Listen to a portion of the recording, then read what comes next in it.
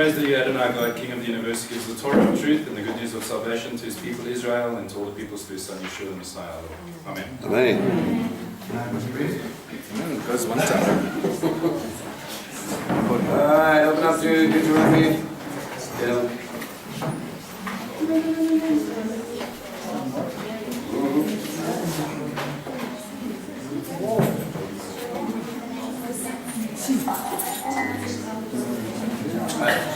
Okay.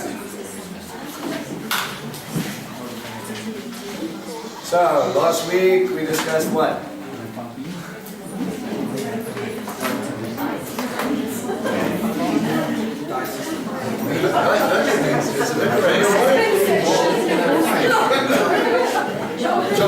Ladies' hands for reasons that are unknown to yourself.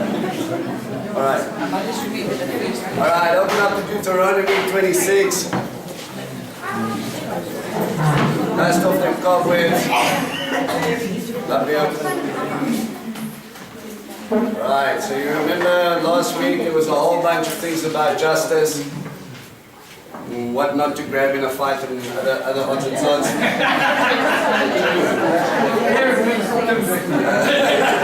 If you're a lady, it's a bad idea. If it's a guy, it's a good idea. That's what I'm saying. There's no punishment. Alright, so as with Deuteronomy, as he's been going, if you want to take a broader view of these things, basically from chapter 5 to chapter 26, you're talking about one long speech. Moses has sat him down. Remember, this is his last will and testament. These are the most important words he will utter. Okay? Remember, he's leaving. What has been placed on Moses' heart this entire time? Torah, which means what? Sorry, instruction. Not just instruction. And his It's going to boil down to one term. Not ketubah, but it comes from the word ketubah. Covenant. Covenant. Covenant relationship. And he's crying out to a people to observe the covenant, to open up their ears and their eyes, to make sure that you do everything that God has told you. Why? To have life. To please Him. Get blessings. What else? Fellowship. So you can stay in the land. Remember, you are getting pushed into the land where people don't want you. You're going to be sent in so that people can see God. Sound familiar? New Testament reference. Did Yeshua not send out people to go within the land? And did He not go and show them the power of God? And then they come in and they reflect His heart, and they were sitting over there and they were ministering to people, and then they went out from that land throughout the world. Okay? And He's pleading to people to keep covenant, because if you understand covenant, you understand wedding contract. You understand wedding contract, you understand Messiah. You understand Messiah, you understand God. You with me? The heart of the Father is always between a betrothal of His creation to Him. His people, your choice. You have a choice to make. If you belong to God, belong to Him. If you don't, you belong to the world. You cannot have Him on a shelf 1 second and say you're married on the other. You cannot have a relationship that makes your heart warm or fuzzy 1 second and then kick Him to the curb when He does something, or when you perceive Him doing something that you don't like. Let me put it to you in a way that most people in this room will get. How many of you have had to fight with your children to go to bed on time? Okay. Do your children love you when you do that? No. You evil, evil, maniacal parents. How dare you take away half of my time? What happens if you don't? What happens if you don't chase them to bed? What is the... the next day you have to deal with their bad choice. Not only are they grumpy, short-tempered, not helping anything, don't want to know anything, and then they go to school. And then what happens at school? Do you think it's a good, productive day of learning? You get all types of feedback of your beautiful child because they did not get enough sleep last night. So the best thing for them is to say, listen, it's 8 o'clock. It's time to go to sleep. You might not want to, but you need to. How many of you people love having veggies twice a day? Oh, yeah. Most men in this room, chicken is a vegetable, so it's okay. We use the term you are what you eat, so therefore, if a cow eats grass, that's sort of like lettuce, therefore we are eating lettuce, right? Everything's fine. I grew up in a house, if there wasn't meat on the plate, it wasn't food. Okay? I don't even know what I was going to say. I'm not too busy making fun. Sometimes what's best for us is something we don't particularly enjoy. Alright? But listen to your Father's heart. If you do this, you will have life. If you do this, you will be safe. If you do this, you will be with me. And Moses is giving them everything here, but who's sitting at the feet of Moshe? Joshua. Father, give them someone that would lead them after me. This is important. Our job is to raise up leaders. Why? Because who's going to look after the people we leave behind? This is not about your ministry. This is not about your family. This is about the guys that are coming after. You've got a job to do while you are here. Do it well. Do it for the glory of God, so that you will have life. But also at the same time, remember the people that are walking behind you, that are watching your steps day after day. You will show them whether God is compassionate or not. You will show them whether God is real or not. You will show them if God is merciful or not. You will show him if God is loving or not. Is God righteous in your house? Is he just? No, it's a funny thing. Men pay careful attention to me. You will be, and if not, you have not realized by now, look around, will be even more so in the crosshairs of the enemy, because if I can take down the head of the home, I take down the family 9 times out of 10. If not, I'm going to put a massive speed bump in the way and see what happens thereafter. Okay? We've seen it all around us, we have experience about this, so your job is to pick up your shield and you're going to fight, and the family links up together with you so you can fight.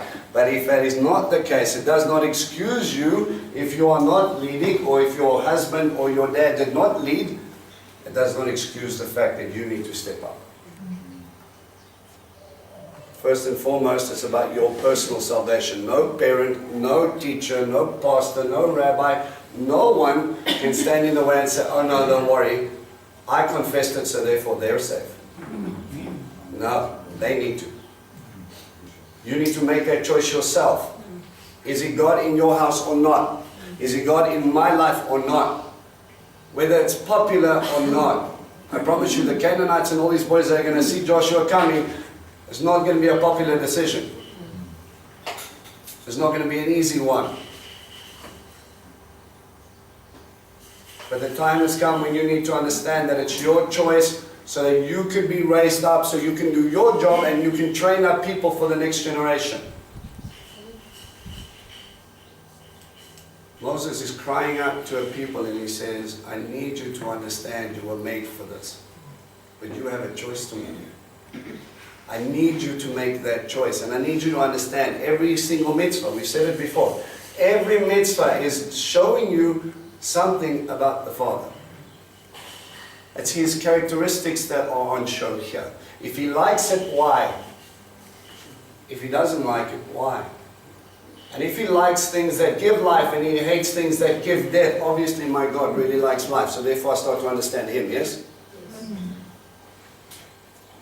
Understand the voice of your Father. Understand him so that you will know what pleases him. Okay? Are you with me? Charlie? Chapter 26, verse 1. When you have come to the land Adonai your God is giving you as an inheritance, take possession of it and settle there. You are to take its first fruits of all the crops the ground yields, which you will harvest from the land that Adonai your God is giving you. Put them in a basket and go to the places where Adonai your God will choose to have his name live. Alright, stop right there. What do you notice first thing?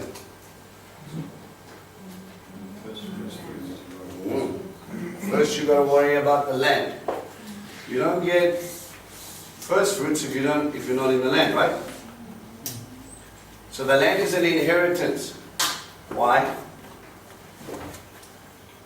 That's where everything's coming from. It's like No, they came from Egypt. They know nothing about this yeah, land. no, but if you don't have land, you can't plant crops. You can't build. Yeah, but so why is that land their inheritance? Promise of An inheritance from Abraham. Remember where you came from.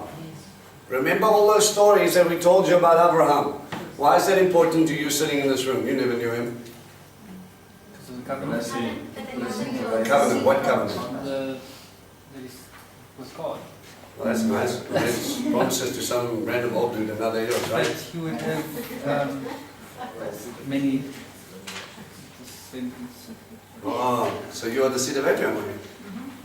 Well, yes, sort of. In Galatians it says, because of the blood of Yeshua, you are now promises, or you are heirs to the promises of old. I think it's Galatians 3, go check. Use your scriptures. Heirs to the promises of old. Which promises? Every covenant. And every covenant has the words, they will be my God, or I will be their God and they will be my people. And that went all the way back to Abraham. And he says, this is the start of bringing my people back home. He is a picture of the Father. What does Abraham mean? Father of many nations, right? And why is that important? Because through his seed. well, there'll be a whole bunch of Jewish people to receive. What does that mean? Blessing that comes through The blessing too? to the nations, to Oh. everyone. So what has happened is Abraham, he was promised by God the land, first of all, but not only that, Yeshua was going to come through his lineage. So the blessing of Mashiach will come to the nations basically as well. Not only well, Mashiach in both senses. One, in the Word. Your Bible is a life story, or life stories about many people. Many people that gave up their life to follow God. And you can read about them anytime you want. Their fears, their failures, their triumphs. It's a very honest book. There are balagans and there are plenty. But there's always that hope, there's always that growth. There's always that choice. And here we are sitting here looking back at that. And look at the Father of all the nations. Who is the Father of all the nations? God, right? He created everything. And what did Abraham do? He redeemed people. He brought them back into his house. He left idols and he made this tent out into the wilderness, and he came into the promised land, and he was established there by God. And he says, my tabernacle is going to be where he is because this is my servant, and when he goes, I will be with him, right? And when his tent is set up all over the place, people knew he was God's son. Why? Because they saw his blessing. He used something that they understood. Does it seem familiar to you? And not only did Israel come through with the Mishkan, a place of meeting where God's presence was, and they went all over the place and settled in the same place. And they brought up living water to give people something to drink and life. But not only that, the same sort of roots. Even down to Egypt and back, you have the Messiah. Emmanuel. And we know that God was with him. Why? because there was living water, because there was testimony, because there was miracles, there was the Shekhinah of God that was with him. And he brings them back to this inheritance. And if that is a picture of what God is going to do from the time of Abraham, is a time of redeeming, coming back to the Father's tent. I want to get you back home, that's all I'm worried about. I'm not here to beat you, I'm not here to chase you down, I'm here to get you home because I love you. Bottom line, God's heart is that you are always safe with me.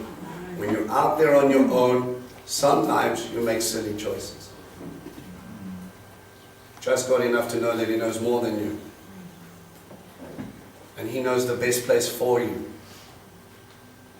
Home is the best place. Okay? So there's an inheritance there. You are to take your first fruits up. Which first fruits? Which crops? All of them. Well, that's one way of looking at it. There will be, but there will also be a mitzvah for later. So when they have the land, they will still have to bring it up. Okay? So which crops are we talking about here? Barley, wheat, grapes, olives, those sort of things. Okay? And what does that tell us? God's got you concerned about bringing stuff to make bread and some fruit and veggies. Why? That's just like provide. That's the basic. Wow. Promises to provide what you need. Amen? He's giving you a physical picture of something else. But when you have the physical, what are you supposed to do? Put some in a basket and come up to? To praise Him. It says where His name will be. Alright? And we more or less can gauge what times we're supposed to go up, right? Yeah. Barley harvest? Also. And he says, oh, while you're up there, remember that I saved you. You know the fact that you have food right now? The fact that you had this land to work? Remember you came from Egypt. Okay? We harvest. Shavuot. So when you come up again, 2 months' time, when you bring your next harvest, that's nice. You're going to celebrate bread. Why is bread important in Shavuot's time? Because it shows the bread of life. Oh, that's nice. Isn't that New Testament? I mean Old Testament.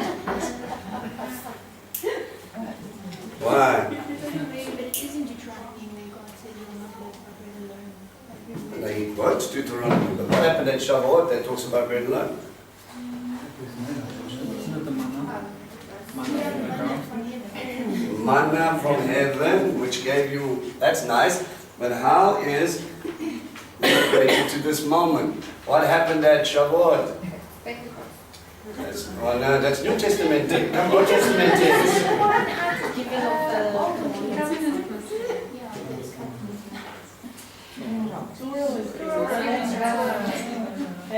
God descended on a mountain and He gave His mitzvot, His instructions, which will give you life. It is that when in contract, and while you were sitting there, you were eating the manna. The same thing descends from heaven. Notice there's always this picture of Moshe ascending the mountain. And when he ascends, he's with God. And when he descends, he's with man. And when he ascends, he's with God. And when he descends, he's with man. And when he's down here, he gives. And when he's up, he receives.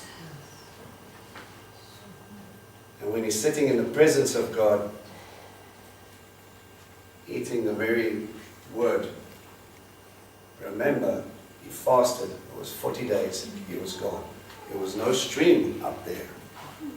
It was a dry fast. What sustained him for 40 days? The manna from heaven. So when you enjoy your bread, remember, man will not live by bread alone. This is what will sustain you. Bread is just it's a thing to keep your body going, but it's not going to sustain yourself. You can have as much bread as you want, but if you do not feed your soul, you will die. And If you don't know what that looks like, turn on the TV. Look around a little bit. People run around trying to fill that with everything they possibly can. And they're still empty. They're still broken. They're still hopeless. You need to be careful. And the rest of the harvest comes in more or less the time of Sukkot. And Sukkot, grapes. Grapes equal what? Wine. Oh, so we are celebrating Babsak now. Check with yours. Is that what you're worried about? Rejoicing in abundance. Wine is always a picture of abundance. It's a picture of joy. May your cup overfloweth. And remember, they at that time thought it was kind of barbaric to drink wine clean. They would always put a little bit of wine with lots of water. Okay? You didn't have a fridge, you couldn't make fruit juice. Right? It didn't last. Obviously, it was just going to ferment. It's hot. Alright? And you would come in your harvest, and he says, alright, this time when you dwell outside because you are gathering, take all your joy that you receive from your harvest, because this is the time when you look at your storehouses. And at that time when you actually look at the production and what took on that entire year, I look back and I see barley was used for what? Poor man's bread and animal feed. Okay? Shavuot, the wheat was used for what? Wheat. Wheat, nice bread. Don't have bread, don't have life. Enjoy. Abundance. So when I take a look back and I look at the year, the cycle of which I've come to, I can go, wow, my animals will survive. We will survive. And not only will we just survive, we will have joy and we'll be able to celebrate. And he says, come up with your first fruits. 3 times a year you go up and you give God that gift and you wave it before him and you say, right, Abba, it's all about you. I am in this land, I have what I have because of your grace, because of your love. We did not, in many cases in the beginning especially, did not plant these vineyards. We did not plant these fields of barley. We did not plant these fields of wheat. We did not build these cities. You gave us this land. And he goes, that's right. How many of you walked into a company that you did not start? Oh, so it's amazing how God had to prepare a place because he knew you needed a job. How many of you are staying in a house you did not build?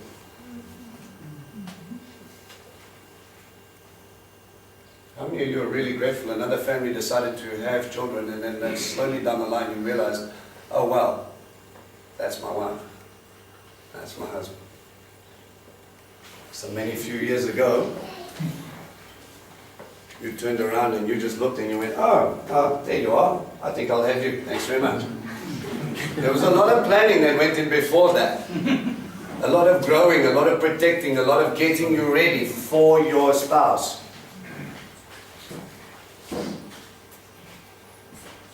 God's blessing, God's provision. Do yourself a favor and stop and look back. See how much He's had to do to get you to where you are.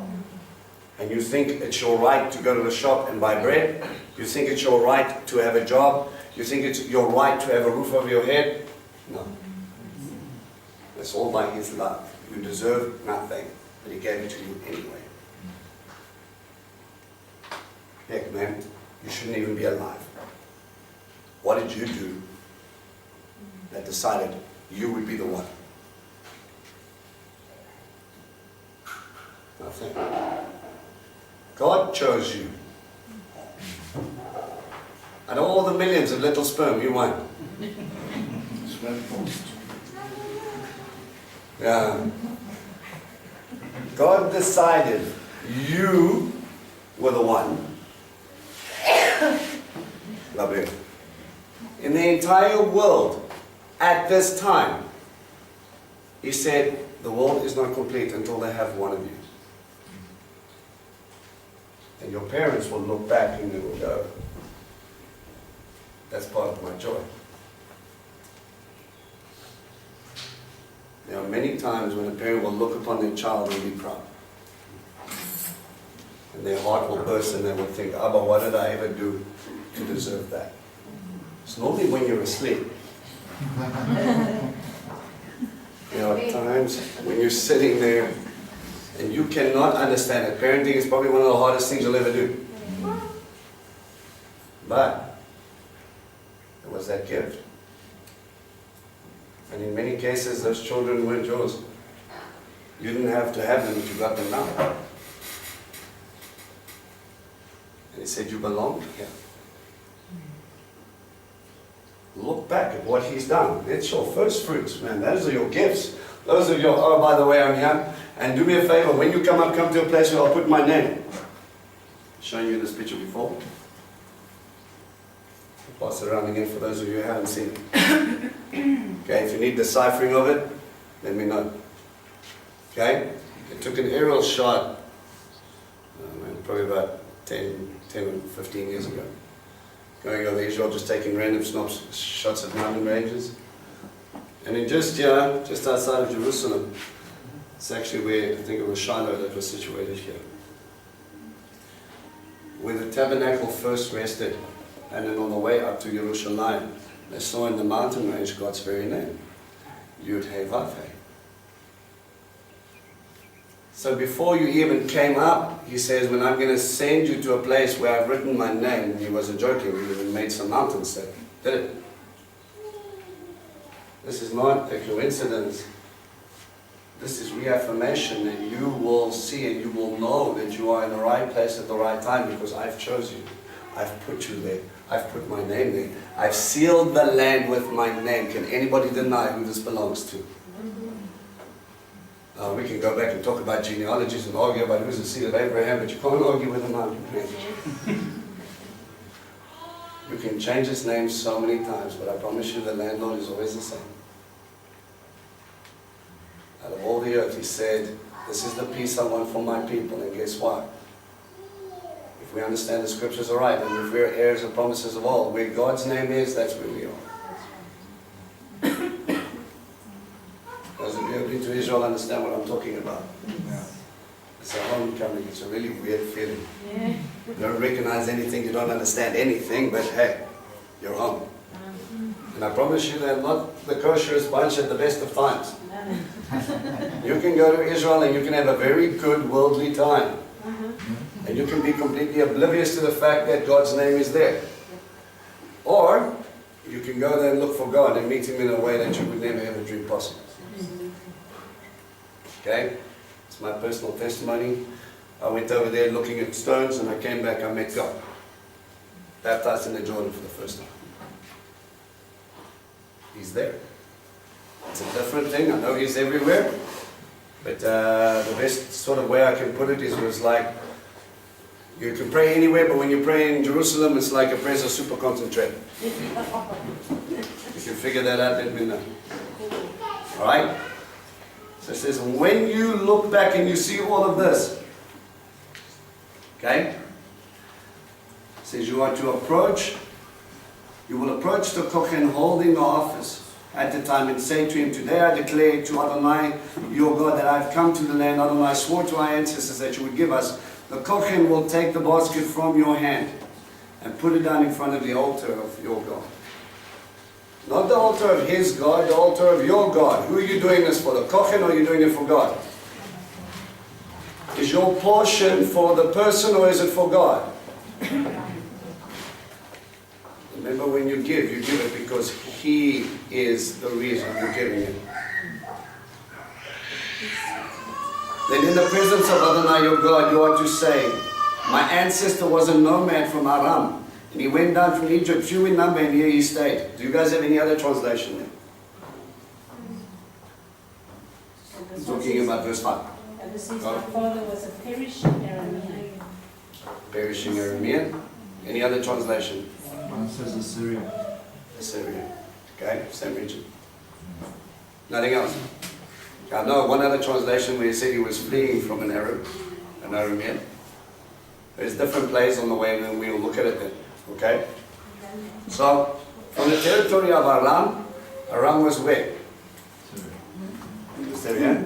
In your map. Close to Mesopotamia at all. Yes? A little bit further north. Alright, for those of you who don't know what we're talking about, open to the back of your Bibles and look at the pretty pictures. Okay? There's a map. Use it. It helps you understand more. Okay? The area of Aram. Who came from the territory of Aram? Was it? Wasn't he in Mesopotamia? Did he come from the Ur, Chaldees? Whose family was it that was called from Aramean? There's a lovely uncle by the name of Laban. Right, but you're married into that family, and it's sort of interesting that many of the wives come from that territory. Okay? So here you have an interesting place. Even then, if he had stayed there, there would have only been death.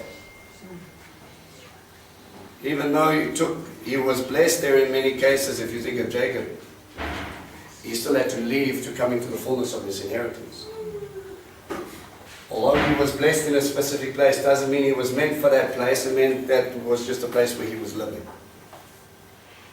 So he moved him out and he brought him into his inheritance. He brought him into the land, and that's which was promised before. Okay? Can I say that Please. Torah, it actually says he left to go to Canaan. He stopped halfway there. Well, yeah, he was on his way from Mesopotamia, or he came from Ur, or the Chaldeans area. Settled in there, and then he left his family, and then Abraham came down. Yeah. Right with Lot. It actually says he left Terah to go to Canaan. Yeah, and then but he never made it. It's weird, right? Halfway through. Then he just stopped. Okay. So he was a nomad from Aram, and he went down to Egypt, few in number, and there he stayed. There he became a great and strong populous nation. So he's using this picture of, again, going all the way back. Went down into Egypt, but the Egyptians treated us badly. They oppressed us and imposed harsh slavery on us. It's funny when he's talking about first fruits, he reminds me again of Pesach. So we cried out to Adonai, the God of our ancestors. Adonai heard us and saw our misery, toil and oppression. And Adonai brought us out of Egypt with a strong hand and an outstretched arm, with great terror and with signs and wonders. Remember, every time you see that strong hand and an outstretched arm, he's always reminding you of what it took to save you. Who is the right hand of God? So with a strong hand, which is the strong hand? It's always been the symbol. Your strongest hand being on your right side. The one who sits on your right hand is your strongest general, your strongest leader. That being Messiah. And for us to reach out, the king wouldn't normally go out himself. He would use a mighty strong hand. He would send out his general, would send out his son to accomplish the work which the king had established. Egypt being Mitzrayim, bondage. That's what it literally means, slavery. So the son of the right hand, Benjamin, goes out and with a mighty word and with signs and wonders, he takes you out of bondage. He frees you from slavery. Bondage of sin. Okay? Be with me. I know, it always says here, with great terror and with signs and wonders. Who was having a great terror? Yeah, the Egyptians were not having a good time. The Hebrews? Signs and wonders. So depending on which side you're standing, God can either be, wow, that was a miracle, and other people are going to be like, Check your heart. Now he has brought us to this place and given us this land, the land flowing with milk and honey. Therefore, as you see, I have now brought the first fruits of the land which you, Adonai, have given me. You are then to put it in a basket down before Adonai your God, and prostrate yourselves before Adonai our God. Bow before him. Why? He was on their account. Okay? You honor him as the giver of everything. Right? And what does it mean if I bend my neck? Jesus blessed. What does it mean if I'm stiff-necked? I refuse to bend and refuse to bow. What do you think Israel's biggest problem was? Big stiff neck. Not having enough also. And to take joy in all the good that Adonai your God has given you, your household, the Levi, and the foreigner living with you. This is a time of celebration. After you have separated a tenth of your crops, what else do you guys have there? Other translation. The tithe, your increase. Okay? Remember, the only time it really mentions a tenth is when you count the tenth of your flock. It is very difficult to say your first fruits, it will be exactly a tenth. Okay? But if we really want to be technical, God wasn't looking just for a tithe, a tenth thereof. Your tithe actually works up to 20%. Because there are different tithes for different things. Okay? Tenth of the crops yielded in the third year, the year separating the tenth, and he gave it to the Levi, the foreigner, the orphan, the widow, and so they could have enough food to satisfy them while they were staying with you. Let me read that quickly again. After you have separated a tenth of your crops yielded in the third year, the year of separating a tenth, they are to be given to the Levi, the foreigner, the orphan, and the widow. Is that your normal first fruits? No. It's an additional. So this is an additional tithe. Right. Notice, who does it go to? Does it go to the temple? No. Those who are unable. Those who need the help. Why the Levites sent? Surely these guys are rolling in it. They do. They do work. Remember, every time they're in the temple, they get to eat meat, right? Because part of the offerings, you get to eat. Certain ones. Right. They were not given vast tracts of land. They were given a city and a circular mile around that and another circular mile. Okay? You've got 22,000 Levites at this time. You've got 66 cities, 6 cities of refuge, included in the 60 Levitical cities. If memory serves me right. How is that going to feed 22,000 people? Right. So you will have enough, but you will count on the fact that they will fear God and love God enough to acknowledge that there is a portion to bolster their portion. Notice the Levites still have to work. It's good. They have land to work. They receive part of their inheritance. As in, you will be sprinkled out. And while you are ministering to them, while you are studying Torah, while you are teaching Torah, while you are cleansing the land, the food stuff will be taken care of. Okay? Their biggest thing is to make sure they will have enough to eat. This is not about the third Ferrari. Guys, we are building ministries up to the point where the people are struggling in the ministry, but everybody at the top of the ministry is doing fine. I want to submit you to this portion. There is nothing wrong with supporting ministry. My concern is when it becomes more about the people at the top and less about the people in the building. That is not your Father's heart. He is very clear on the matter. Widow, orphan, foreigner. And you split that with the Levi. Okay? He sees all three here. And he goes, this is where it's at.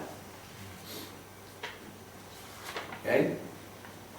It is very difficult today when we talk about tithing to make the distinguish the difference between what is going on in Scripture and what we're supposed to separate to go to the temple and what's being taught today. I don't talk about tithing. I believe it's been badly taught. It's been abused in many cases.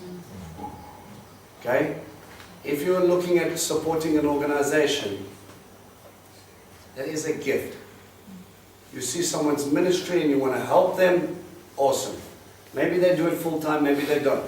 Maybe they have a building to run and you as a fellowship have decided to take on that responsibility of paying for that building. That is a collective decision. And you all make that portion and you say, all right, this is where we are. But we have to look to the church, and I'm not talking about the building, I'm talking about the bricks inside the building. if we do not support the people and do not take care of the widows and the orphans around us, remember, God's talking about a time when widows had no one to do negotiations for them. They couldn't work. Orphans, maybe daddy's not there, maybe mom was, obviously both in the case. You've got nowhere else to go. And who's going to look after them? Well, it's your responsibility. If they were in your community, you take care of them. You know, back in the times, they understood. If someone was sitting there, in the time of Yeshua, remember the story about the guy who had the man hand in Capernaum? Couldn't work. Okay? Now, let's say he's a trained builder. And maybe his hand got mangled in an accident. Yes. Maybe he was born that way. You think he would be a fantastic fisherman? You think he would be able to pick up heavy stone?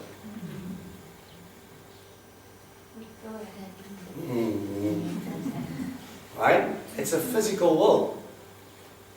How are we going to go and harvest? You may be able to help, but you think you'll be able to carry the sacks? No. Maybe for a small portion.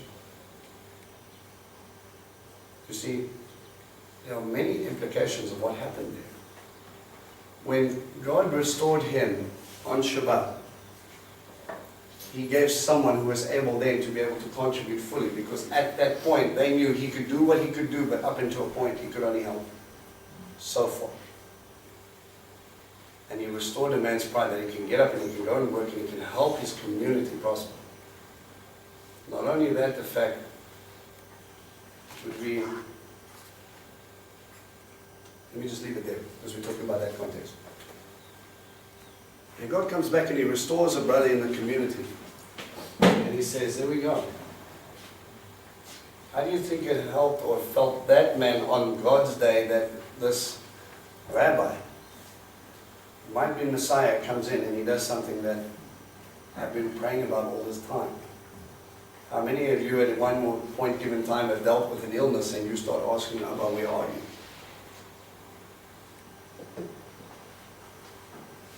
I speak from experience with this. I was born with ectodermal dysplasia, something where you don't have sweat glands.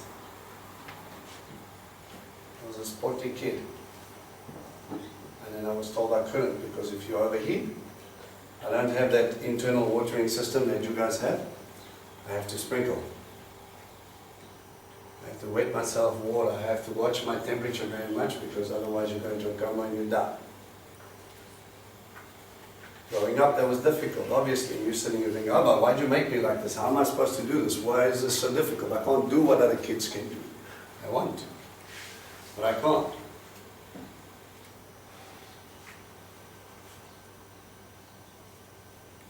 God can help you overcome those things. Indeed, He did. Many of you know that I did my black belt. 4K run, 500 push-ups, 500 sit-ups, 500 squats, 9 fights. Did it in winter, but I did. There's a restoration that happens when you rely on God. He can help you do things that you never thought you possibly could. But at the same time, when you're looking at this sort of scenario, when you're looking at how are we as a community going to support people, I have to have my eyes open, and I know situations, and I go, you know what? That kid needs some shoes, man. T-Dog is definitely struggling, and he needs shoes. And I'm thinking, you know, okay, Shane, no one else can buy him shoes. We'll have to pray about that. Or, as a community, we can go, how are we going to do this? Okay? There is a point where God looks at the individuals. He looks to the people to help the people. If you're in a situation where you can do so, you are honoring the Father's heart. Guys, we don't have a temple. We don't have crops. We're not sitting in the land. Your first fruits is your salary. In fact, New Testament talks about when you give your portion, give it on the first day. You get paid. Ta-da! If the money's not there, you can't spend it. And how many of you realize the more money you have, the more money you spend? So God kind of keeps you in check. Right? And he says, all right, that is the portion. Just take, now, let me just break this down to you. I'm not taking a bit of time out of this. I need you guys to get this. God promised you a job. How many of you don't have to put up your hands, have ever been in a place where you haven't had work? Don't have to put up your hand, but yeah. And that you were realizing you were scribbling right at the end. And he says, all right, well, maybe you were working, but you were just breaking through. And he says, I'm going to give you a better job. I'm going to give you this job. But when you get this job, I want you to take a portion and just remember me with it. Remember that it was me who gave you that job. Remember it was me that put you there. Remember, I chose you. I made this company grow so that I can get a position. Or I gave another person an opportunity to help them so I could get you in there.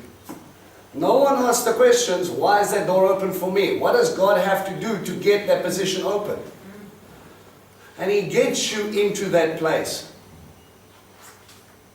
And we're happy for a while. And we're grateful for a while. And then we grumble more. Probably for a longer period than what we were praising. Why am I here? So stressful. I'm so not happy. I'm so don't like this place. I'm so... Oh, we like getting paid. But what about the job? Understand that that's a gift. Work is a gift. If you don't believe me, go look outside. The economy is not great right now. And He's put you in a position and He says, all right, this might be just for you right now, but you need to learn, like Joseph, to do your job well where you are. Nothing more, nothing less. And when the time comes for you to move, I will let you know you move. Because then I've got something else prepared for you. But I promise you, praise opens more doors than grumbling does. Deal with the situation where you are in. Because if you haven't walked away from God, He's teaching you in the situation. If you're not listening or being taught or you're not changing, that mountain is going to be a really long campsite. Do me a favor, leave the mountain. It's better down the road. You will chase your own tail around that space of time and you will wonder why there's no growth. Don't get stuck on a merry-go-round going up and down, being busy and thinking that you're growing. I promise you, when you look back, your feet are still sitting in the mountain. Look at where you are and what God has done to give you this position. And when you have, honor Him with the portion because you know it was Him who got you that. And then do me a favor.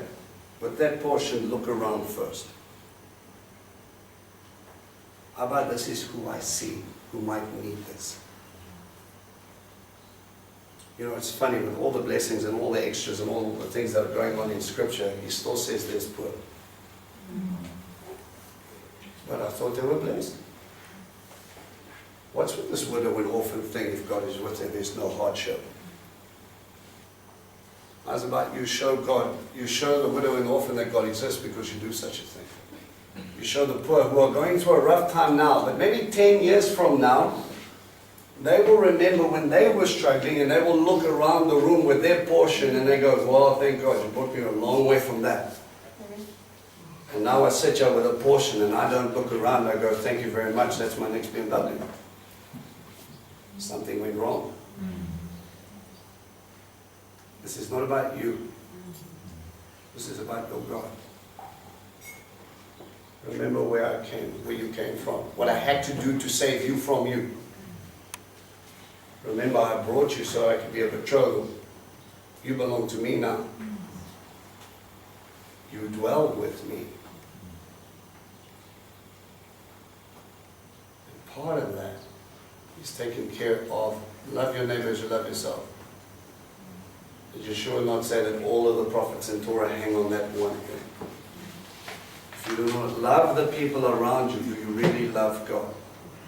Guess what? The people around you were made in His image.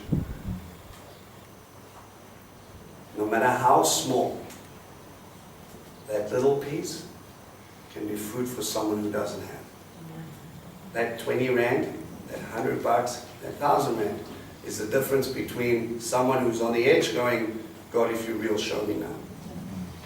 That 20 rand could be the very thing that cements their salvation forever. And to you, Well, it's not even a movie ticket. Be very careful with what you have. Use it wisely.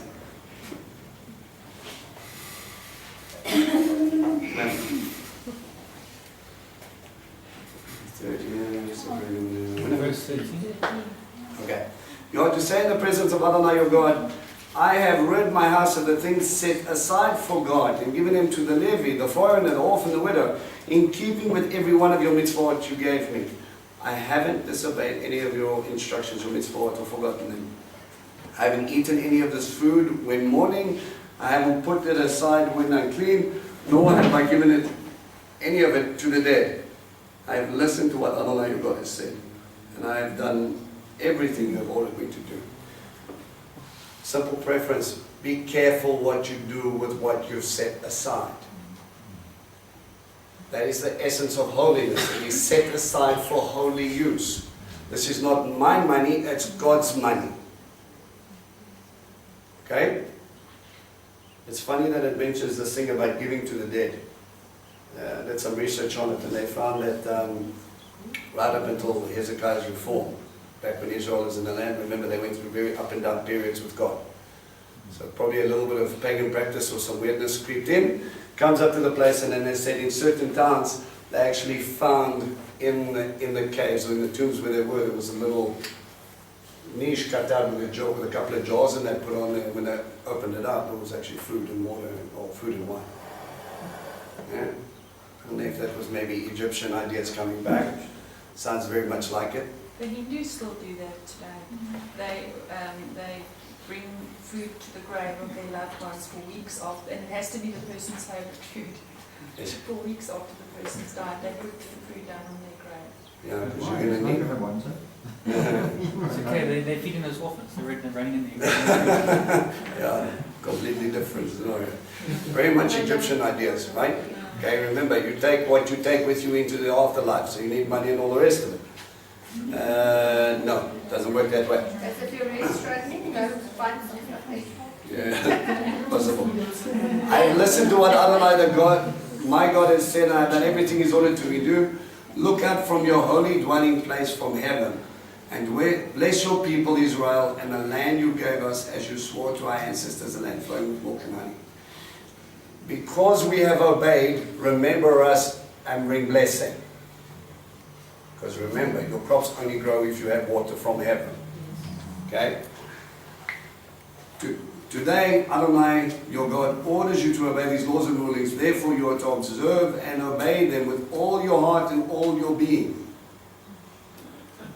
Obedience should come forth from love. If you give your portion, you give it willingly because you know it pleases your Father. If you take your portion and you grumble, keep it. You're not pleasing your Father. You're observing one section of it. Guys, if you don't give with a loving heart, are you really worshiping God when you do this? It is an act of worship. It is, this is my portion. You gave me this portion. You gave me this work. You gave me these crops. Abba, I give to you. Who needs this? Show me. This will breathe life to that person. You're sharing God. You're not sharing crops. You're not sharing money. You're sharing love. Okay? It's either been abused, forced, or people just like to ignore it because they will give you their time but they won't give you their money.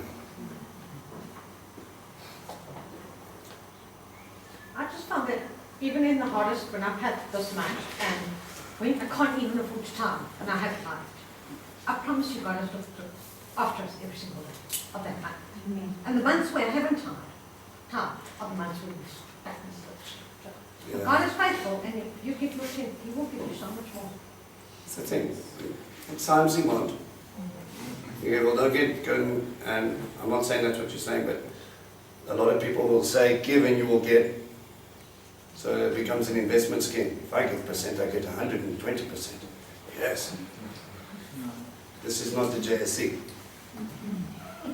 Okay? This is not an investment strategy. This is about worship, nothing more, nothing less. God will sustain you, and there are miracles of a few people that have come and said to me, you know what, you said when I give my portion, it just somehow, I don't know how, there's just always more than enough.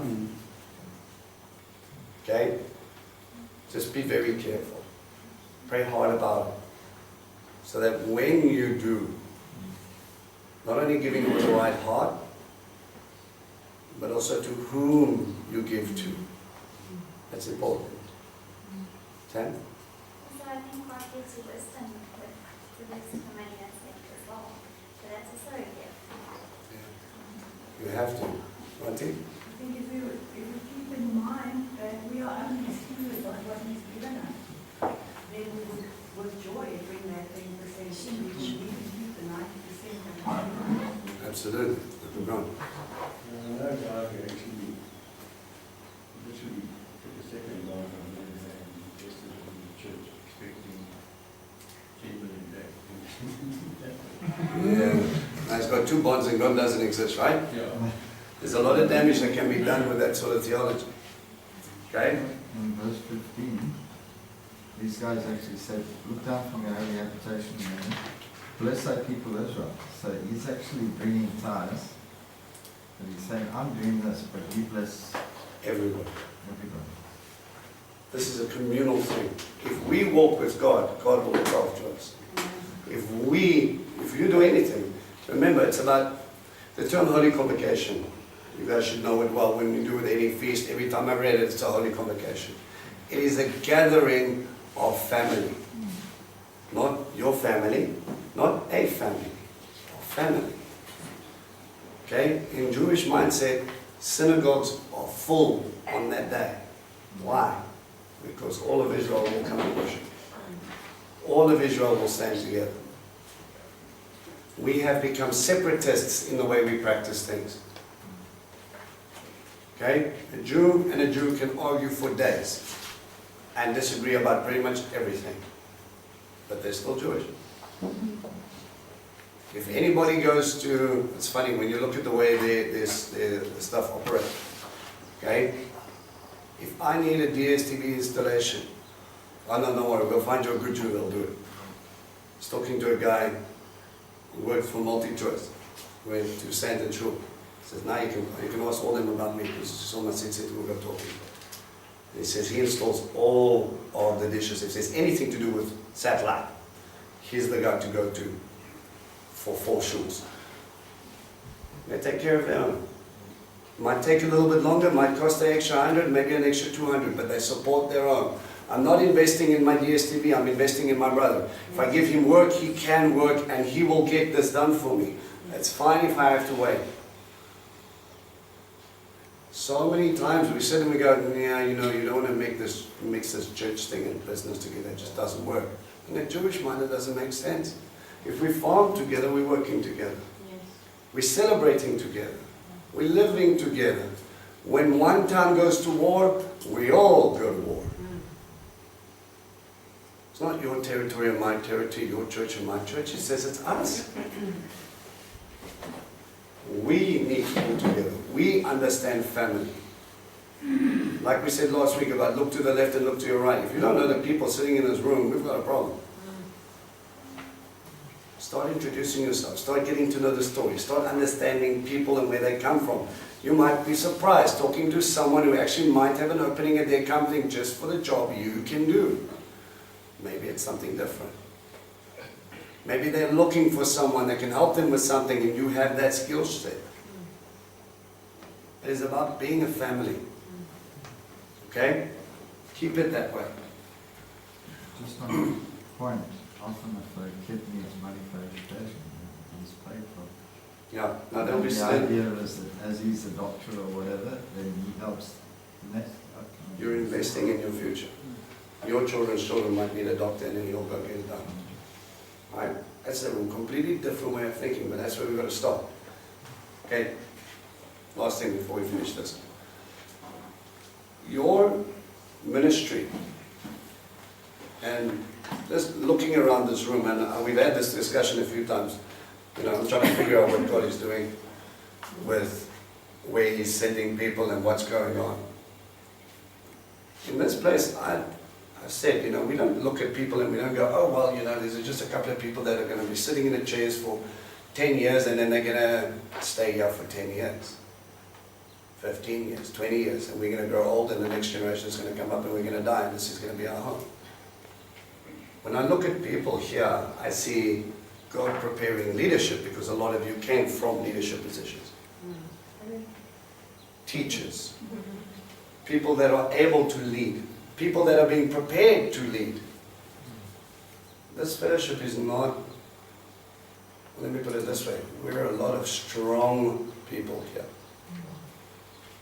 And normally you, in an ideal situation, if it was you planning it, you would want maybe 2 or 3 or maybe 5 strong people and the rest of the sheep being sheep. But God said, no, no, no, no, no. This is more Spirit being poured out on other people so that they can go out and do what I'm calling them to do. Right?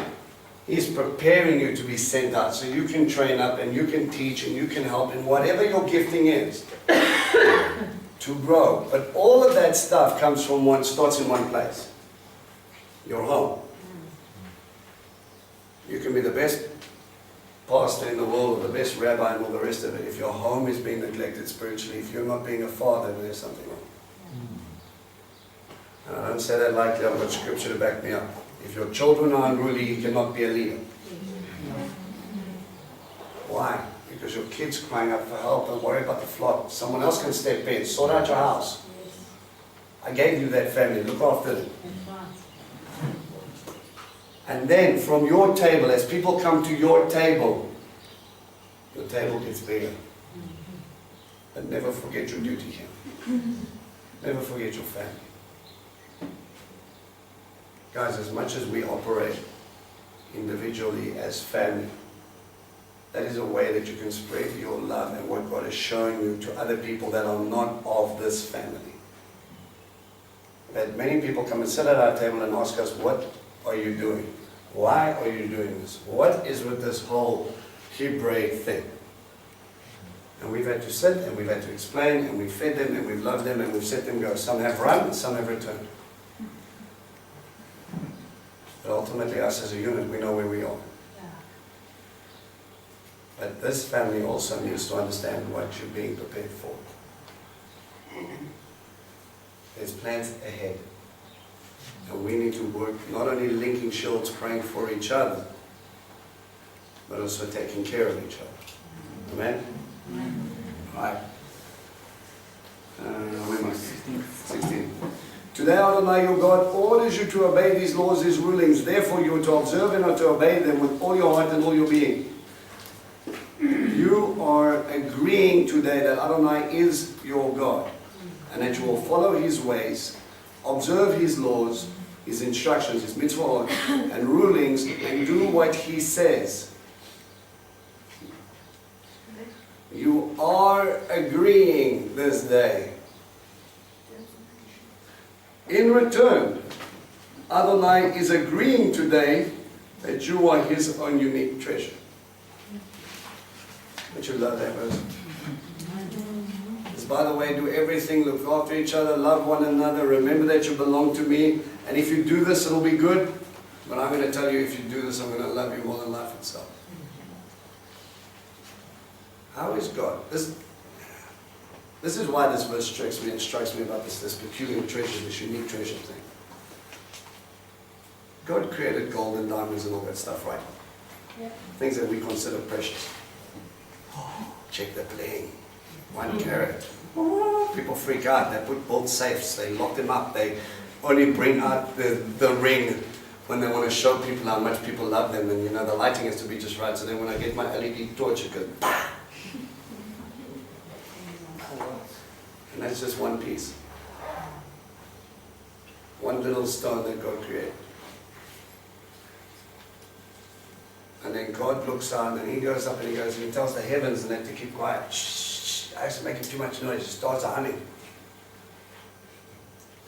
He holds in the palm of the hand this little nation Israel. These people that said, all right, above anything else, Abba, we're going to be yours and we're going to love you with all our heart and we're going to fight for this and it's going to be tough, but we're going to be present. And he shuts down everything, and I've got this image in my head that he goes, shh, shh, and he puts on the light, and he goes, can you see them now? No, don't touch him, it's mine. I've got them in a safe place. He doesn't put them in a safe, he puts them here. You know, when the high priest walks up with that breastplate and all those precious stones, if you're a worldly person, you're thinking, wow, that could be with a lot of money. But each stone has the name of the tribes written on it. And all I see is this inlay of precious stones as an image of the way God sees us, and he wears them across his heart.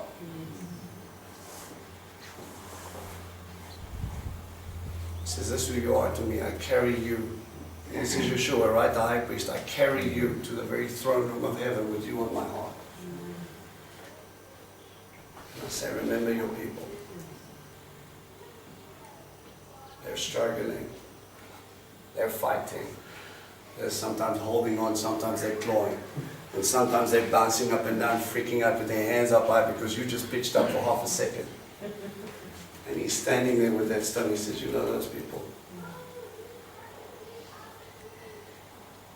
How about they hear? Listen to the song of their heart. And he says, that's my treasure. It's not about the stuff, it's about you. Everything was created for you. Listen.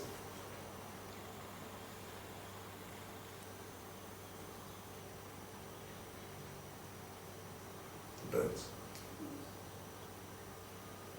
Feel that breeze. Those flowers. Those trees. The grass. Blue sky. Everything. Everything is about you. And if you do your job right, you will be the perfect mirror. And you will show everybody that the only thing good in me is the one who's given me everything that I know. Makes me happy. Today, that you are his own unique treasure, as he promised you. That you to observe all of his mitzvot, that he will raise you high above all the nations he has made, in praise, reputation, and glory. And that as he said, you will be a holy people for Adonai, your God. He will establish you. You will be a thing of praise. Who's praising?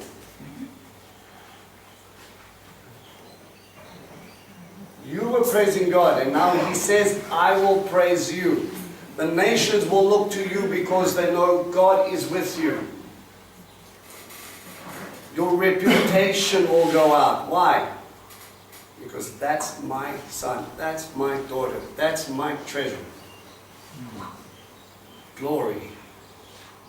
His Shekhinah dwells on you. Sometimes we don't realize it. And that he said that he will make you a holy people for God himself, for his own purpose. Kadosh, Kadosh, Kadosh. God alone is holy. He is Kadosh. He is so set apart. That is the one word the angels used to describe him. Don't you love it? Yes. When they see God as he is, all they can say is holy, holy, holy. And yet when he tries to describe himself to us, he uses many different names. I am El Shaddai, I am Elyon, I am Adonai, I am your husband, I am the husbandman, I am the gardener, I am this guy, I am that guy, I am this guy, I am daddy. Why? Because I need you to understand who I am. I need you to understand what you are to me. You understand that out of all of this, I love you so much that even though I am staying up there, I created it all for you. And I'm going to establish you, and I want to lift you up, and I want to show everybody that doesn't understand me, and I'm going to go, look. This is your inheritance. This is who you can be like if you choose. And you will be a guide to many who don't know God. You can bring people and make them a unique treasure, but trust me, when you can become that treasure, you're going to have to go through fire. To make gold shiny, you've got to burn it. Some of you are going through that burning, some of you have been going through that burning. I know I've spoken about this before, but how do we know when gold is ready? When you can see a perfect reflection of the person who's doing it. So as Abba stands over you in all of his glory and he looks down into this golden hue that is a light, and he sees himself, that's when you become the treasure. That's when you become someone that he will look up and he says, you see my precious love. You see my bride. But don't forget, in the beginning of it all, he says you've got choices to make. I'll take it back to Exodus 19 and what he's saying. If you, so I carried you on wings of eagles, brought you unto myself, and if you listen, if you obey, then you will become a peculiar treasure. He will never force you, it's always an invitation. But listen to the magnitude of the thing you might be turning down. You're choosing not to be on the breastplate. You're choosing not to sit on his heart. You're choosing not to stand in front of God in heaven. You're choosing not for him to look into his heart and look at you with joy and pride. And he will say, look at my beautiful creation. Look at my treasure. You're choosing your own way. You're choosing to be dirty. You're choosing to be unpurified. You're choosing to be alone.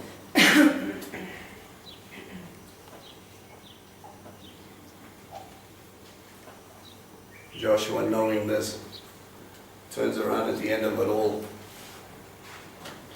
and he says to his people, if Baal's God, go serve him. If that one is God, go serve him. If you're chasing money, go chase money. If you're chasing sex, go chase sex. If you're chasing whatever, greed, fortune, power, whatever, pick a God of this age, you can have it. As for me and my house, we will serve the Lord. Who can deny, after seeing what you've seen, that he alone is king?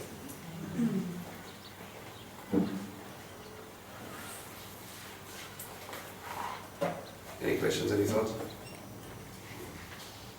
Earlier when you said that you're stiff-necked, you can't bow down, and the people has to bow down to put their offerings down, it reminded me that we are the bride, and wives must obey their husbands.